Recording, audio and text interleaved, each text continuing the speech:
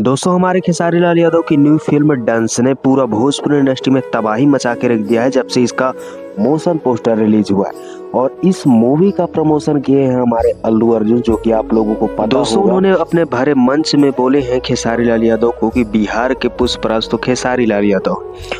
और दोस्तों ये मूवी एकदम नेक्स्ट लेवल की है। जब से इसका ट्रेलर आया है तो भाई खतरनाक लग रहा है। बहुत ही बड़े बजट की फिल्म है और हमारी बिहार के अंदर ऐसी मूवी पहली बार आ रही है, जो कि बहुत ही बड़ा रिस्क ले रहे हैं हमारे खेसारी भैया ऐसी मूवी बनाकर।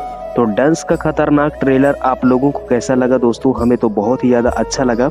और ये मूवी बहुत ही बड़ी लेवल की है और बहुत ही महंगी फिल्म है। अब देखना ये दिलचस्प होगा कि खेसारी भैया के फैंस को ये मूवी कैसी लगती है।